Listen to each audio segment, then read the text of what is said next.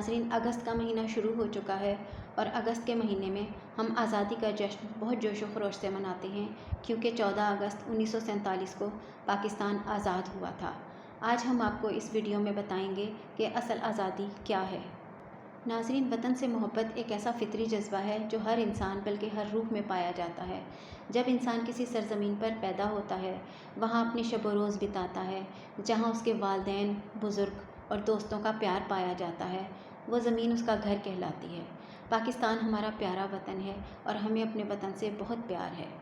اگست کا مہینہ ہمیں آزادی کی یاد دلاتا ہے۔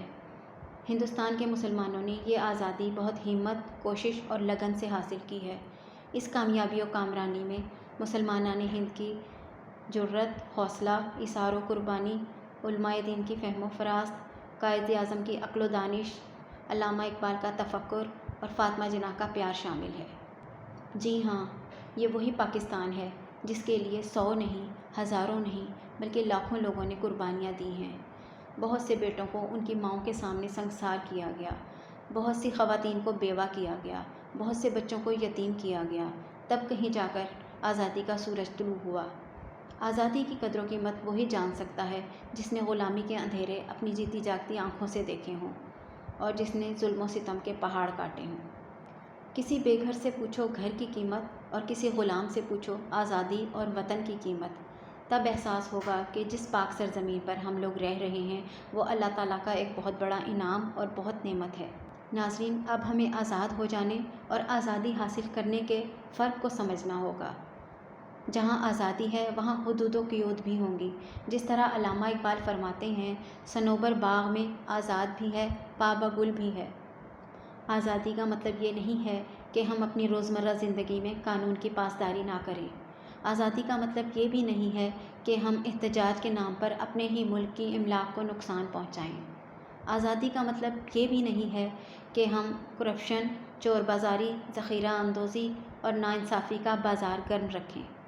آج کا پاکستان ابھرتا ہوا پاکستان ہے، کیونکہ یہاں ہر شخص کو اظہار رائے اور اختلاف رائے کا حق حاصل ہے۔ آزادی یہ نہیں کہ ہم اپنے ہی ہم وطنوں سے اخلاق سے گری ہوئی گفتگو شروع کر دیں۔ آزادی یہ نہیں کہ ہم سوشل میڈیا اور انٹرنیٹ جیسی بلیسنگز کا ناجائز استعمال کریں۔ آزادی یہ بھی نہیں ہے کہ ہم چلتی ہوئی گاڑیوں سے کھانے پینے کی چیزوں کے ریپر روڈ پر پھینک دیں اور دوسرے لوگوں کے لیے پریشانی اور زحمت کا باعث بنیں اور گندگی پھیلانے کا سبب بھی بنیں۔ آزادی یہ نہیں ہے کہ ہم اپنے ہی وطن کی سحرگاہوں اور پارکس کو گندگی سے بھر دیں اور وہاں کی صفائی میں کوئی بھرپور کردار ادا نہ کریں۔ آزادی یہ بھی نہیں ہے کہ ہم رات کی تاریکی میں اپنے گھر کا کوڑا کرکٹ اٹھا کر دوسرے اپنے ہمسائے کے گھروں کے آگے یا اپنی گلیوں میں پھینک دیں۔ آزادی یہ نہیں ہے کہ ہم سگنل توڑ کر آگے نکل جائیں اور اس میں فخر محسوس کریں اور دوسروں کے لیے مصیبت کا باعث بنیں۔ آزادی کا مطلب یہ نہیں ہے کہ ہم 13 اور 14 اگست کی رات کو اپنی موٹر بائیک کے سیلنسر نکال کر سڑکوں پر گھومیں اور بزرگوں، بچوں اور خواتین کو ہراساں کریں۔